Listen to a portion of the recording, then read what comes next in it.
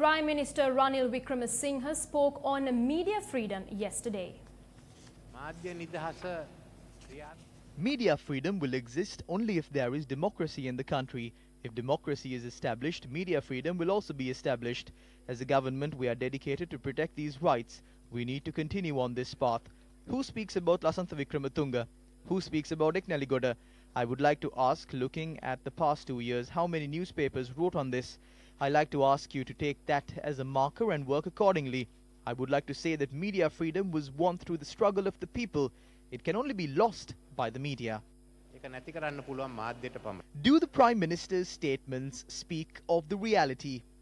Once elected, the Prime Minister secretly included articles to suppress the media into the 19th Amendment to the Constitution. Those articles, which could be used to penalize journalists, were not passed because we sought relief from the court. Thereafter, he brought in an NGO representative named Toby Mendel and drafted a law to regulate the media together with Ranga Kalan Surya. There is serious discussion on this document that includes articles that could imprison journalists.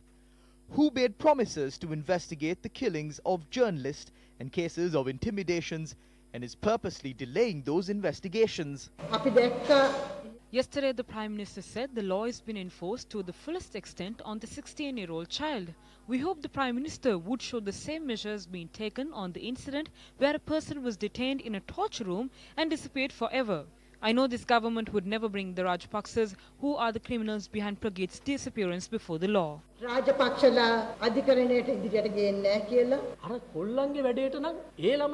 As soon as he saw the inappropriate pictures of the children, he took action in 24 hours. The government must not raise questions from us for the questions posed by the spouses of Sandhya Ekneligoda and Lasantha Wickrematunge. On the 8th of January, the People's Court ruled it was done by the Rajapaksas. Gotabaya Rajapaksa faces the main allegations of assassinating Lasantha Wickrematunge. Though the government remains silent, the people are aware of this. They know who is responsible for the abduction of Keith Noya. What is the credibility of the government? This is shameful. Ledger. When the leadership was challenged, some laid tar on the road opposite Sirikota. Can one have any expectation that they would be brought before the law? The Prime Minister speaks of the issue on media freedom. And is it not because of the continuous revelation on fraud and corruption? The country is experiencing the after effects of the central bank bond scam, which took place days after appointing his friend Arjun Mahindran to the post of governor. An associate was appointed to Sri Lankan Airlines and it was forced into debt, which also imbalanced the entire banking system in the country. Under the guise of large development projects, some build close relationships with those from the former regime, and who is entertaining them now? Does the Prime Minister only recall media freedom when the media exposes such matters?